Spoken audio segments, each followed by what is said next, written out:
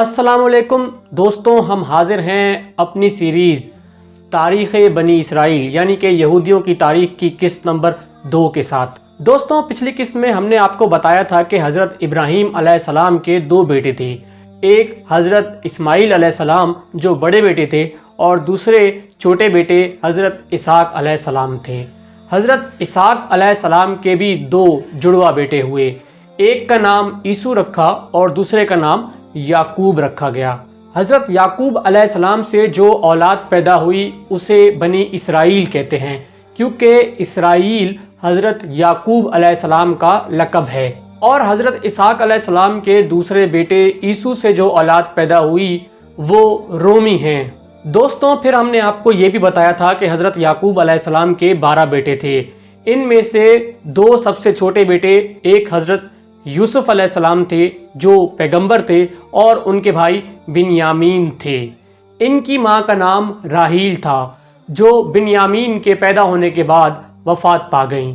और हज़रत याकूब के बाकी 10 बड़े बेटे 3 और मुख्तलिफ माँओं से थे। दोस्तों, आज की वीडियो में हम आपको बताएंगे कि हज़रत यूसुफ अलैहिस्सलाम किस तरह से मिस्र पहुँचे और फिर उनके बाद उनके 11 भाई और माँ बाप सब मिस्र पहुँचे और फिर बनी इसराइल फ़लस्तीन से मिस्र में आबाद हो गए। तो दोस्तों, अगर आपने अभी तक हमारे चैनल इल्म की लाइब्रेरी को सब्सक्राइब नहीं किया तो फ़ौरन उसे सब्सक्राइब कर ले और साथ मौजूद बेल आइकन को भी दबाएं ताकि रहते रहें आप बाखबर हमारे हर नई आने वाली वीडियो से। दोस्तों, हज़रत याकूब अलैहिस्सलाम अपने बेटे यूसुफ से सबसे ज़्यादा मोहब्बत करते थे। ये देखकर उनके बड़े भाइयों में हसद पैदा होना शुरू हो गया कि अब्बा जान हमारे बजाय उन दोनों बेटों यानी यूसुफ और बिन्यामीन से सबसे ज़्यादा मोहब्बत करते हैं। जाहिर है कि कबायली ज़िंदगी में बड़े बेटे ज़्यादा प्यारे होते हैं क्योंकि वही आपकी ताकत का सरचश्मा होते हैं। इसलिए ये बात उनको कुछ हज़म न हुई और आपस में एक दूसरे को कहने लगे कि हमारे वालिद लगता है बुढ़ापे में सटिया गए हैं। फिर एक दिन हज़रत यूसुफ अलैहिस्सलाम ने एक ख्वाब देखा कि 11 सितारे और सूरज और चाँद उनके आगे सजदा कर रहे हैं। उन्होंने फ़ौरन जाकर ये ख्वाब अपने वालिद हज़रत याकूब अलैहिस्सलाम से बयान किया। हज़रत याकूब अलैहिस्सलाम ने उन्हें ये ख्वाब अपने भाइयों को सुनाने से मना किया और कहा कि अगर तुम ये ख्वाब अपने भाइयों को सुनाओगे तो हो सकता है कि वो अपने हसद में तुम्हें कोई नुकसान न पहुंचा दें। हज़रत याकूब अलैहिस्सलाम अल्लाह के पैगंबर थे, इसलिए वो फ़ौरन इस ख्वाब का मतलब समझ गए। वो समझ गए कि सूरज से मुराद वो खुद यानी कि वालिद और चाँद से मुराद उनकी सुतेली माँ और 11 सितारों से मुराद उनके 11 भाई हैं। हज़रत याकूब अलैहिस्सलाम समझ गए कि मेरे इस बेटे पर अल्लाह ताला कुछ ख़ास इनायत करने जा रहा है। दोस्तों, ये तो कुरान पाक का बयान था। इसके मुकाबले में बाइबल और तलमूद जो कि यहूदियों की सबसे ज़्यादा मुक़द्दस किताब है, उनका बयान है कि हज़रत याकूब अलैहिस्सलाम ने ये ख्वाब सुनकर अपने बेटे को खूब डांटा और कहा कि अच्छा, अब तू ये ख्वाब देखता है कि मैं और तेरी माँ और तेरे बाकी 11 भाई तेरे आगे सजदा कर रहे हैं। फिर यूसुफ के भाइयों ने हज़रत याकूब अलैहिस्सलाम की बहुत ज़्यादा मोहब्बत हज़रत यूसुफ अलैहिस्सलाम की तरफ देखकर आखिरकार हसद में एक दिन ये फ़ैसला कर लिया कि हम सब मिलकर यूसुफ को कत्ल कर डालेंगे और इस अमल के बाद हम अल्लाह की बारगाह में दोबारा तौबा कर लेंगे। यानी ये तो उनको पता था कि वो एक गुनाह करने जा रहे हैं, लेकिन जब उनके ज़मीर ने उनको मलामत की तो फिर उन्होंने कहा कि हम पहले तो ये काम कर गुजरें, उसके बाद अल्लाह ताला से इसकी तौबा मग़फ़रत कर लेंगे। दोस्तों, उनमें से एक भाई ने उन्हें कत्ल करने से रोका और कहा कि अगर तुम ये कुछ करना ही चाहते हो तो उसे किसी कुएं में डाल दो और जब कोई दूर का काफ़िला यहाँ से गुजरेगा तो वो हम उसको अपने साथ ले जाएगा और इस तरीके से तुम लोगों की उससे जान छूट जाएगी। दोस्तों, बाज़ रिवायात में आता है कि इन भाई का नाम रोबेल था और कुछ रिवायात में आता है कि ये भाई یہودا تھا، اسی کے نام سے لفظ یہودی نکلا ہے۔ دوستوں، اس سے معلوم ہوتا ہے کہ وہ بھائی نیک سیرت تھا، لیکن چونکہ باقی سارے بھائی حضرت یوسف علیہ السلام کو راستے سے ہٹانے کا سوچ ہی چکے تھے، تو اسی لیے اس بھائی نے یہ چال چلی کہ اس طرح کم از کم یوسف علیہ السلام قتل ہونے سے بچ جائیں گے۔ پھر ان بھائیوں نے حضرت یوسف علیہ السلام کے لیے اپنے والد حضرت یعقوب علیہ السلام سے ضد کی اور کہا کہ ابا جان، کیا وجہ ہے کہ آپ ہم پر یوسف کے معاملے میں اعتبار نہیں کرتے؟ آپ یوسف کو ہمارے ساتھ بھیج دیں، ہم جا رہے ہیں گھومنے پھرنے، اور یہ بھی ہمارے ساتھ جائے گا، وہاں پر کچھ کھیلے گا، اور ہم اس کے بڑے بھائی ہیں، ہم اس کا خیال رکھیں گے۔ اور ایسا کیسے ہو سکتا ہے کہ ہم 10 بڑے بھائی قداور انسان 10، اور ہم سے جو ہے وہ یوسف کو کوئی لے جائے؟ دوستوں، اس بیان سے معلوم ہوتا ہے کہ حضرت یعقوب علیہ السلام ان کی نیت جانتے تھے، اسی لیے وہ حضرت یوسف علیہ السلام کے معاملے پر ان پر شک کیا کرتے تھے۔ حضرت یعقوب علیہ السلام نے انہیں اس وقت بھی تنبیہ کی کہ تم لوگ اپنے دھیانوں میں لگ جاؤ گے اور یوسف علیہ السلام کو کوئی بھیڑیا کھا جائے گا یا کوئی جانور نقصان پہنچا دے گا۔ اس کے جواب میں ان بھائیوں نے کہا کہ ہم 10 بڑے بھائی ہیں اور ایسا نہیں ہو سکتا کہ ایک بھیڑیا ہم سے زیادہ غالب ہو جائے۔ تو گویا حضرت یعقوب علیہ السلام نے حضرت یوسف علیہ السلام کو ان کے ساتھ بھیج دیا۔ ان بھائیوں نے حضرت یوسف علیہ السلام کو ایک کنویں میں اتار دیا۔ اللہ تعالیٰ نے حضرت یوسف علیہ السلام کو اس وقت وحی کی اور انہیں کہا کہ تم بالکل بھی گھبراؤ نہیں، ایک وقت آئے گا جب تم اپنے بھائیوں کو یہ سب جتاؤ گے۔ وہ سارے بھائی حضرت یوسف علیہ السلام کو ایک کنویں میں پھینک کر پھر واپس آ گئے اپنے والد حضرت یعقوب علیہ السلام کے پاس، اور حضرت یوسف علیہ السلام کا کرتا لے آئے، جس پر کہ انہوں نے ایک نوزائیدہ بھیڑ کے بچے کا خون لگا دیا تھا، اور حضرت یعقوب علیہ السلام سے کہا کہ ابا جان، ہم ذرا دوڑ لگا رہے تھے اور آپس میں کھیل رہے تھے، ہم تھوڑے آگے نکل گئے اور پیچھے سے ایک بھیڑیا آ کر یوسف علیہ السلام کو کھا گیا۔ آپ ہماری بات پر ویسے بھی یقین تو نہیں کریں گے، لیکن یہی سچ ہے۔ لیکن دوستوں، جھوٹ کے پاؤ نہیں ہوتے۔ روایات میں آتا ہے کہ یوسف علیہ السلام کا جو کرتا وہ ان کے بھائی حضرت یعقوب علیہ السلام کے پاس لے کر آئے تھے، وہ کہیں سے پھٹا ہوا نہیں تھا۔ اس پہ خون کے نشان تو لگے ہوئے تھے، لیکن کہیں سے پھٹا ہوا نہیں تھا۔ ایسا ہو نہیں سکتا کہ بھیڑیا کسی آدمی پر حملہ کرے اور اس کا کرتا پھٹے ہی نہیں، بالکل صحیح سلامت ہو، اور اس پہ صرف اس کے خون کے نشان لگ جائیں۔ تو حضرت یعقوب علیہ السلام یہ بات سمجھ گئے اور انہوں نے فرمایا کہ اب میں کیا کر سکتا ہوں سوائے صبر کے۔ دوستوں، اسرائیلی روایات کے مطابق جب حضرت یعقوب علیہ السلام کو یہ علم ہوا کہ ان کے بیٹے حضرت یوسف علیہ السلام کو بھیڑیا کھا گیا ہے، تو انہوں نے اپنی قمیض پھاڑ دی اور وہ کئی دن تک اپنے بیٹے یوسف کا ماتم کرتے رہے، جبکہ قرآن پاک میں اس طرح کی کوئی دلیل نہیں ملتی۔ دوستوں، اس کنویں سے جہاں کہ ان کے بھائی حضرت یوسف علیہ السلام کو پھینک گئے تھے، ایک قافلہ اس کے قریب سے گزرا۔ اس قافلے والوں نے ایک بندے کو بھیجا کہ جاؤ اس کنویں سے پانی لے کر آؤ۔ بندہ گیا اور اس نے جب ڈول پھینکا تو حضرت یوسف علیہ السلام اس ڈول کو پکڑ کے اوپر آ گئے۔ وہ بندہ بہت خوش ہوا کہ یہ تو ہمیں ایک غلام لڑکا مل گیا ہے، اور وہ قافلے والے حضرت یوسف علیہ السلام کو اپنے ساتھ مصر لے گئے اور مصر کے بازار میں جا کر حضرت یوسف علیہ السلام کو فروخت کر دیا۔ حضرت یوسف علیہ السلام کو وہاں پر عزیز مصر نے خریدا۔ عزیز مصر سے مراد مصر کا کوئی وزیر بھی ہو سکتا ہے، یا مصر کی سلطنت کا کوئی بہت با اثر شخص، یا کوئی بہت بڑا افسر بھی ہو سکتا ہے۔ جب وہ انہیں خرید رہے تھے تو انہیں یہ معلوم ہو گیا کہ یہ لڑکا کوئی غلام تو نہیں لگتا۔ انہوں نے قافلے والوں سے دریافت بھی کیا کہ یہ لڑکا دیکھنے میں غلام تو نہیں لگتا بلکہ کسی اچھے گھر کا فرد لگتا ہے، تم کہیں سے اسے اغوا یا چوری کر کے تو نہیں لے کر آئے؟ لیکن قافلے والوں نے اپنی جان چھڑانے کے لیے حضرت یوسف علیہ السلام کو کچھ کم داموں میں ہی بیچ ڈالا۔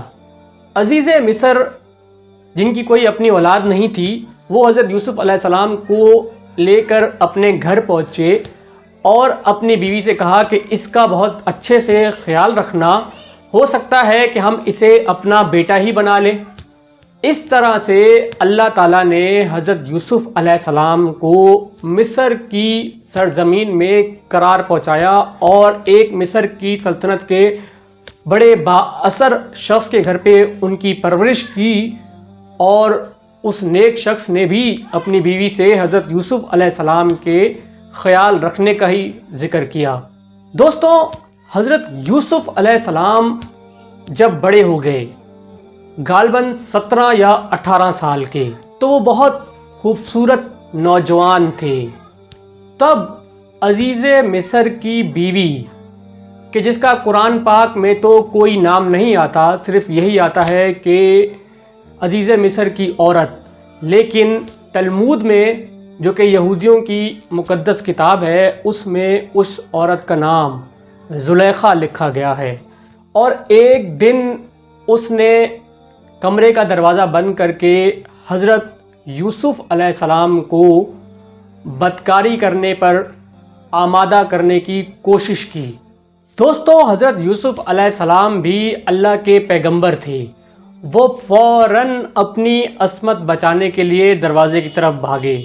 بعض روایات میں یہ بھی آتا ہے کہ دیوار پر حضرت یعقوب علیہ السلام کی تصویر بن کر آ گئی اور انہوں نے انہیں ہاتھ سے اشارے سے منع کیا۔ بہرحال اللہ تعالیٰ نے ان کی عزت کو بچانا تھا اور وہ دروازے کی طرف بھاگے، اور پیچھے سے زلیخا نے ان کی قمیص پر ہاتھ ڈالا اور وہ پیچھے سے پھٹ گئی۔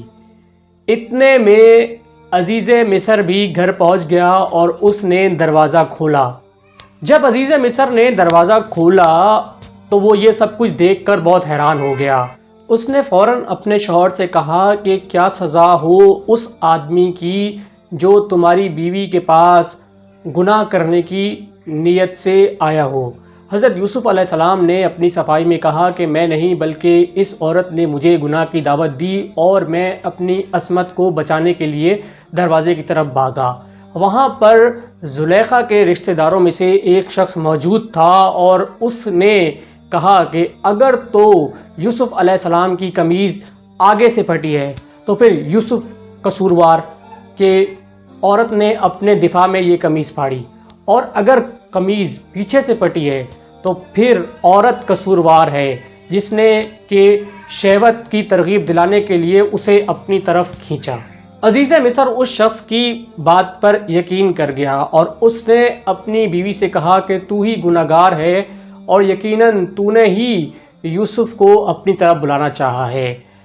عزیز مصر نے حضرت یوسف علیہ السلام سے کہا کہ اس بات کو لوگوں تک پھیلنے مت دینا، اور اپنی بیوی کو تنبیہ کر دی۔ مگر دوستوں، اس طرح کی باتیں آخر کہاں چھپتی ہیں؟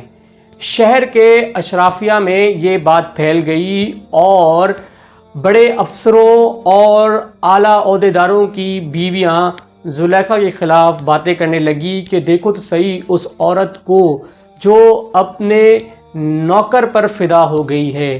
زلیخا نے جب یہ ساری باتیں سنی تو ان تمام عورتوں کو ایک دعوت پر بلایا اور ان کے ہاتھوں میں پھل پکڑا دیے اور سب کو چھریاں بھی دے دی، اور پھر حضرت یوسف علیہ السلام کو کمرے کے اندر آنے کا کہا۔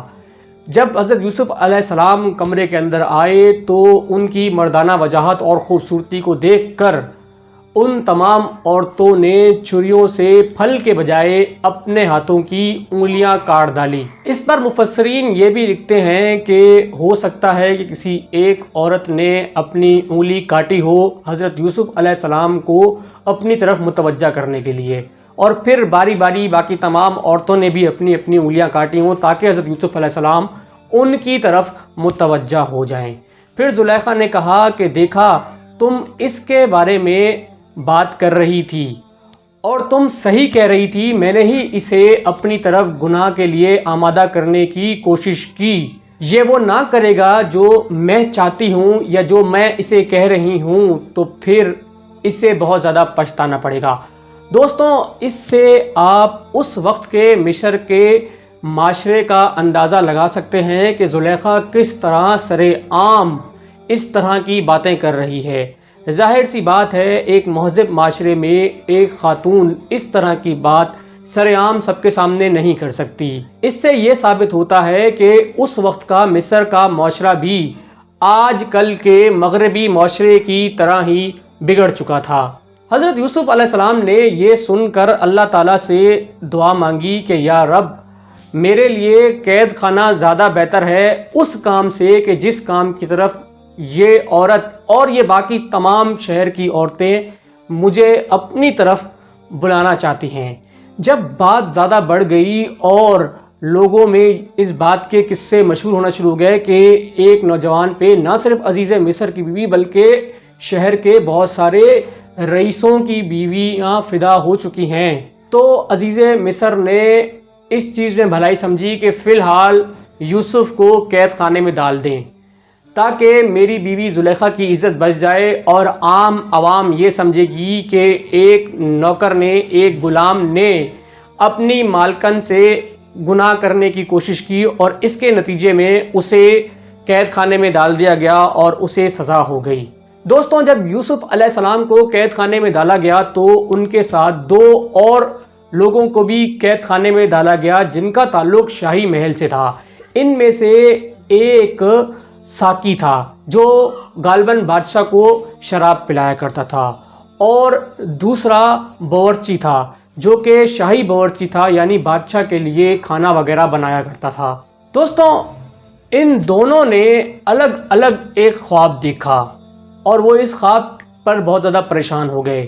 پھر انہوں نے دیکھا کہ جیل میں ہمارے ساتھ ایک قیدی موجود ہے جو کہ بہت زیادہ شریف النفس اور نیک انسان معلوم ہوتا ہے، تو گویا ان دونوں نے سوچا کہ ہم اپنا خواب اس انسان کو بتاتے ہیں اور اس انسان سے اس کی تعبیر دریافت کرتے ہیں۔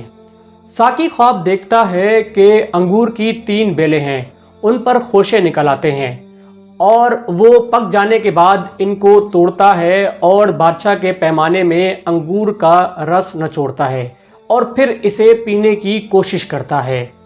اور باورچی خواب دیکھتا ہے کہ میرے سر پر روٹی کے 3 برتن ہیں، پرندے بار بار آتے ہیں اور میرے سر کے اوپر سے کھانا کھا کر اڑ جاتے ہیں۔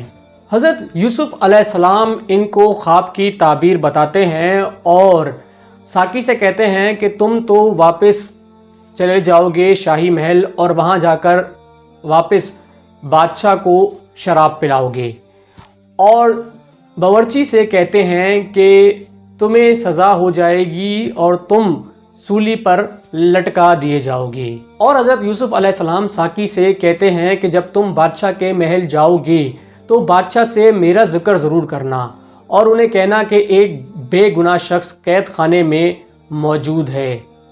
تو گویا اسی طرح ہوتا ہے، باورچی پہ الزام ثابت ہو جاتا ہے اور وہ سولی چڑھ جاتا ہے، جبکہ ساقی واپس محل میں پہنچ کے بادشاہ کو شراب پینے لگتا ہے، لیکن شیطان نے اسے حضرت یوسف علیہ السلام کا ذکر بادشاہ کے سامنے کرنے سے بھلا دیا ہوتا ہے اور وہ یہ بات بھول چکا ہوتا ہے۔ پھر ہوتا کچھ یوں ہے کہ ایک دن بادشاہ ایک خواب دیکھتا ہے کہ 7 گائیں ہیں موٹی تازی اور انہیں کھا رہی ہیں 7 گائیں جو دبلی پتلی ہیں، اور 7 سرسبز خوشے ہیں اور اس کے ساتھ دوسرے خشک اور سوکھے ہوئے ہیں، اور اپنے درباریوں سے کہتا ہے کہ مجھے اس خواب کی تعبیر بتاؤ۔ درباریوں میں سے کوئی بھی اسے اس خواب کی تعبیر نہیں بتاتا، بلکہ بیشتر درباری اسے یہ کہتے ہیں کہ یہ ایک ایسے ہی عام سا خواب ہے اور آپ اس کی اتنی زیادہ ٹینشن نہ لیں۔ تب جا کے ساقی کو یاد آتا ہے کہ جیل میں ایک بندہ موجود ہے جو خواب کی تعبیر بالکل صحیح بتاتا ہے، اور جو خواب کی تعبیر انہوں نے مجھے اور उस बावर्ची को बताई थी बिल्कुल वो पूरी हुई। तब वो बादशाह से अर्ज़ करता है कि अगर आप मुझे जेल जाने की इजाज़त दें तो मैं उस शख्स से आपके ख्वाब की ताबीर पूछ कर आऊँगा। वो शख्स जेल जाता है और हज़रत यूसुफ़ अलैहिस्सलाम से मिलता है और हज़रत यूसुफ़ अलैहिस्सलाम को ख्वाब बताता है कि हमारे बादशाह ने ये ख्वाब देखा है। हज़रत यूसुफ़ अलैहिस्सलाम उसको बादशाह के ख्वाब की ताबीर बताते हैं। वो कहते हैं कि तुम्हारी सल्तनत में 7 साल ऐसे आएंगे जब बहुत ज़्यादा गल्ला होगा और ज़मीन से बहुत ज़्यादा फसल उगेगी। उसके बाद 7 साल ऐसे आएंगे कि जब बहुत ज़्यादा खुशहाली होगी और ज़मीन पर फसल ना होने के बराबर उगेगी। उसके बाद वो उस शख्स को थोड़ी सी तदबीर भी बताते हैं कि जब बहुत ज़्यादा गल्ला उगे तब उसे फजूल ज़ाया मत करना बल्कि गल्ले को ज़ख़ीरा करना, और जब खुशहाली आए तो गल्ला बहुत कम यानी ज़रूरत का इस्तेमाल करना और जो ज़ख़ीरा किया हुआ गल्ला होगा उसी से इस्तेमाल करना, और ज़मीन पर ज़्यादा बीज मत बोना क्योंकि ज़मीन ज़्यादा फसल नहीं उगाएगी। जब साकी ये बात लेकर बादशाह के पास पहुंचता है तो बादशाह ये सुनकर बड़ा हैरान होता है कि हमारे कैद खाने में एक ऐसा आलिम व फाजिल शख्स भी मौजूद है। तो बादशाह फ़ौरन अपना कासिद जेल भेजता है और हज़रत यूसुफ़ अलैहिस्सलाम की रिहाई का हुक्म देता है। लेकिन हज़रत यूसुफ़ अलैहिस्सलाम कैद खाने से बाहर आने से मना कर देते हैं और कहते हैं कि जाओ पहले उन औरतों से दरियाफ्त करो कि यूसुफ़ अलैहिस्सलाम का क्या कसूर था कि जिसकी वजह से यूसुफ़ को कैद खाने भेजा गया। यूसुफ़ अलैहिस्सलाम उस मौके को गनीमत समझते हैं और अपने ऊपर लगे हुए इल्ज़ाम को साफ़ करना चाहते हैं। तब बादशाह उन औरतों को और ज़ुलेखा को अपने दरबार में बुलाता है। वो तमाम औरतें हज़रत यूसुफ़ अलैहिस्सलाम की पाक दामनी की गवाही बादशाह के सामने देती हैं और ज़ुलेखा भी अपने जुर्म का एतराफ़ कर लेती है और यूसुफ़ अलैहिस्सलाम के पाक दामन होने की गवाही बादशाह के सामने देती है। तब बादशाह हज़रत यूसुफ़ अलैहिस्सलाम को इज़्ज़त व इकराम से साथ जेल से बाहर अपने महल ले आते हैं और फिर हज़रत यूसुफ़ अलैहिस्सलाम बादशाह से तमाम ख़जानों का कंट्रोल मांगते हैं ताकि ये जो 7 साल मुश्किल के आएंगे इसको वो ख़ुद कंट्रोल करें ताकि मुल्क के अंदर कोई बदनज़मी पैदा ना हो। बादशाह उन्हें अपने मुल्क के ख़जाने सौंप देता है और अपने मुल्क के ख़जानों पर इख्तियार दे देता है। रिवायात में आता है कि बादशाह हज़रत यूसुफ़ अलैहिस्सलाम की एक आला नसब औरत के साथ शादी भी कराता है। बाज़ रिवायात में तो ये भी आता है कि बादशाह हज़रत यूसुफ़ अलैहिस्सलाम की शादी ज़ुलेखा से ही करा देते हैं जिनसे कि उनको 2 बेटे पैदा होते हैं। लेकिन इन रिवायात की कुरान पाक में कोई तस्दीक नहीं है। वल्लाहु आलम क्या बात सच है। जब 7 साल अल्लाह का फजल खूब बरसता है और ज़मीन से बहुत ज़्यादा अनाज पैदा होता है तो हज़रत यूसुफ़ अलैहिस्सलाम तमाम मुल्क का अनाज ज़ख़ीरा कर लेते हैं ताकि आइंदा आने वाले 7 सालों में वो इस अनाज से फ़ायदा उठा सकें। जब खुश्क साली आती है तो फ़लस्तीन से उनके भाई मिस्र आते हैं ताकि वहाँ से कुछ गल्ला अपने घर ले जा सकें। ये हज़रत यूसुफ़ अलैहिस्सलाम के सामने पेश होते हैं। हज़रत यूसुफ़ अलैहिस्सलाम अपने भाइयों को देखकर फ़ौरन पहचान लेते हैं लेकिन उनके भाई हज़रत यूसुफ़ अलैहिस्सलाम को नहीं पहचान सकते। हज़रत यूसुफ़ अलैहिस्सलाम उनसे दरियाफ्त करते हैं कि तुम लोग कितने भाई हो। वो कहते हैं हम लोग 12 भाई हैं जिनमें से एक भाई काफ़ी मुद्दत से लापता है जबकि एक भाई घर पे मौजूद है जो कि हमारे अब्बा जान की देखभाल कर रहा है। हज़रत यूसुफ़ अलैहिस्सलाम उनको गल्ला देते हैं और कहते हैं कि जब तुम अगली दफ़ा आओ तो अपने उस 11वें भाई को साथ लेकर आना वरना फिर तुम्हें यहाँ से गल्ला नहीं मिलेगा। और अपने नौकरों से कहते हैं कि जो गल्ले के बदले इन लोगों ने कीमत दी है वो भी इनके माल में वापसी छुपा दें। جب یہ لوگ فلسطین اپنے گھر پہنچتے ہیں تو دیکھتے ہیں کہ عزیز مصر یعنی حضرت یوسف علیہ السلام نے انہیں ان کا وہ مال بھی واپس کر دیا ہے جو انہوں نے گلے کی ادائیگی کے لیے انہیں دیا تھا۔ وہ لوگ بہت خوش ہوتے ہیں اور اپنے والد کے سامنے ان کی بہت زیادہ تعریف کرتے ہیں اور کہتے ہیں کہ آپ ہمیں بنیامین ہمارے ساتھ دے دیں تاکہ ہم اسے لے جائیں اور دوبارہ اپنے خاندان کے لیے گلہ مصر سے لے آئیں۔ حضرت یعقوب علیہ السلام ناراض ہوتے ہیں اور فرماتے ہیں کہ نہیں، تم نے یوسف کو بھی اپنے ساتھ لے جانے کی ضد کی تھی اور پھر وہ واپس نہیں آیا، تم اس کے ساتھ بھی کچھ ایسا ہی کرو گے۔ تمام بڑے بھائی حضرت یعقوب علیہ السلام کو ایک پختہ عہد دیتے ہیں کہ ہم بنیامین کی حفاظت کریں گے اور اسے کچھ نہیں ہونے دیں گے، اور پھر وہ بنیامین کو اپنے ساتھ مصر لے آتے ہیں۔ حضرت یعقوب علیہ السلام اپنے بیٹوں کو نصیحت کرتے ہیں کہ جب تم لوگ مصر میں داخل ہونا، یعنی شہر کے اندر جب تم لوگ داخل ہونا تو الگ الگ دروازوں سے داخل ہونا، ایک ہی دروازے سے سارے داخل نہ ہونا۔ مفسرین فرماتے ہیں کہ حضرت یعقوب علیہ السلام نے یہ نصیحت انہیں اس لیے کی تاکہ ان تمام بھائیوں کو کسی کی نظر نہ لگے۔ حضرت یوسف علیہ السلام بنیامین کو پہچان لیتے ہیں اور کیونکہ وہ ان کا سگا بھائی ہوتا ہے اور اس سے ملنے کی انہیں بہت زیادہ خواہش ہوتی ہے۔ پھر حضرت یوسف علیہ السلام بنیامین کے سامان میں اپنا پیمانہ کہ جس سے وہ اناج دیا کرتے تھے اور جس میں وہ کھایا پیا بھی کرتے تھے، وہ بنیامین کے سامان میں رکھوا دیتے ہیں، اور پھر شہر میں یہ اعلان کراتے ہیں کہ عزیز مصر کا پیمانہ جو ہے وہ چوری ہو گیا ہے۔ الزام حضرت یعقوب علیہ السلام کے بیٹوں پہ لگتا ہے کہ آپ میں سے کسی نے بادشاہ کا پیمانہ، عزیز مصر کا پیمانہ چوری کیا ہے۔ حضرت یعقوب علیہ السلام کے بیٹے کہتے ہیں کہ ہم یہاں پر کوئی شر یا فساد پھیلانے کے لیے نہیں آئے، ہم صرف اپنے خاندان کے لیے گلہ لے جانے کے لیے آئے ہیں اور ہم لوگ چوری نہیں کر سکتے۔ تب حضرت یوسف علیہ السلام ان سے پوچھتے ہیں کہ اگر تمہارے یہاں کوئی چوری کرے تو کیا سزا ہوتی ہے ان کی؟ تب وہ کہتے ہیں کہ ہمارے قانون کے مطابق اگر کوئی چور ثابت ہو جائے تو پھر وہ انسان زندگی بھر کے لیے اس انسان کا غلام بن جاتا ہے کہ جس نے اس کی چوری کی ہے۔ آخر کار تلاشی شروع ہوتی ہے اور بنیامین کے سامان سے کٹورا نکل آتا ہے اور حضرت یوسف علیہ السلام بنیامین کو اپنا غلام بنا لیتے ہیں، جو کہ وہ چاہتے ہیں، اور اللہ تعالیٰ نے اس میں ان کے لیے ایک تدبیر رکھی ہوتی ہے۔ حضرت یعقوب علیہ السلام کے بیٹے بہت زیادہ پریشان ہو جاتے ہیں اور وہ کہتے ہیں کہ اگر بنیامین یہاں غلام بنا لیا تو ابا جان ایک بار پھر ہم سے کہیں گے کہ تم نے میرے ساتھ پھر سے عہد شکنی کی ہے۔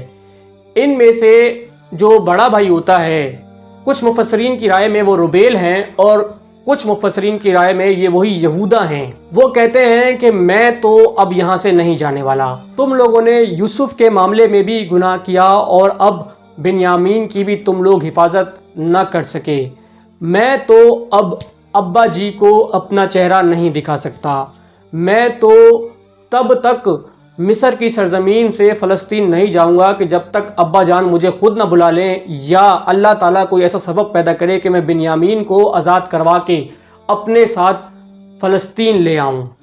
جب یہ لوگ حضرت یعقوب علیہ السلام کے پاس پہنچتے ہیں اور انہیں یہ قصہ سناتے ہیں تو حضرت یعقوب علیہ السلام فرماتے ہیں کہ اب میں صبر کے علاوہ اور کیا کر سکتا ہوں، یقیناً بنیامین چوری نہیں کر سکتا، بس تم لوگوں نے اس کی حفاظت نہیں کی۔ پھر جب قحط سالی بہت زیادہ بڑھ جاتی ہے اور ان لوگوں کے پاس کھانے پینے کے لیے کوئی سامان نہیں بچتا تو یہ اپنی جمع پونجی، روایات میں آتا ہے کہ ان کے پاس کچھ کھوٹے سکے ہی بچے ہوتے ہیں، وہ اپنے ساتھ مصر لے جاتے ہیں اور حضرت یوسف علیہ السلام سے گزارش کرتے ہیں کہ ہمارے ساتھ نرمی کریں اور ہمارے اوپر رحم بھی فرمائیں، یعنی کہ ہمیں غلہ بھی دیں پورا پیمانہ بھر کے، اور ہمارے بھائی بنیامین کو بھی آزاد کرائیں۔ جب حضرت یوسف علیہ السلام کو اندازہ ہو جاتا ہے کہ میرے بھائی بہت زیادہ تنگ حال اور بدحال ہو چکے ہیں اور اب ان کے پاس کھانے پینے کے لیے بھی کچھ نہیں بچا، تو وہ انہیں اپنی حقیقت بتا دیتے ہیں اور فرماتے ہیں کہ کیا تمہیں یاد ہے کہ تم نے یوسف کے ساتھ کیا سلوک کیا تھا؟ وہ لوگ پھٹی پھٹی آنکھوں سے حضرت یوسف علیہ السلام کی طرف دیکھتے ہیں اور کہتے ہیں کہ کیا تم ہی یوسف ہو؟ اور حضرت یوسف علیہ السلام فرماتے ہیں کہ ہاں میں ہی یوسف ہوں اور یہ میرا بھائی بن یامین ہے۔ دوستوں روایات میں آتا ہے کہ حضرت یوسف علیہ السلام کے غم میں رو رو کر حضرت یعقوب علیہ السلام نابینا ہو چکے ہوتے ہیں۔ تب حضرت یوسف علیہ السلام اپنا پہنا ہوا کرتا اتار کر اپنے بھائیوں کو دیتے ہیں اور کہتے ہیں کہ یہ کرتا جا کر حضرت یعقوب علیہ السلام کی آنکھوں پر رکھ دینا، اس سے ان کی بینائی واپس آ جائے گی۔ جب وہ لوگ حضرت یعقوب علیہ السلام کے پاس پہنچتے ہیں اور وہ کرتا ان کی آنکھوں پر رکھتے ہیں تو حضرت یعقوب علیہ السلام کی بینائی واپس آ جاتی ہے۔ اور پھر یہ پورا قبیلہ حضرت یعقوب علیہ السلام، ان کی بیوی اور ان کے بیٹے فلسطین سے ہجرت کر کے مصر آ جاتے ہیں۔ تب حضرت یوسف علیہ السلام کے 11 بھائیوں نے اور ان کے ماں باپ نے ان کے سامنے سجدہ کیا۔ دوستوں یہ سجدہ تعظیمی تھا جو کہ آج سے پہلے کی شریعت میں جائز تھا، لیکن ہماری مسلمانوں کی شریعت میں اس کو ناجائز کر دیا گیا ہے۔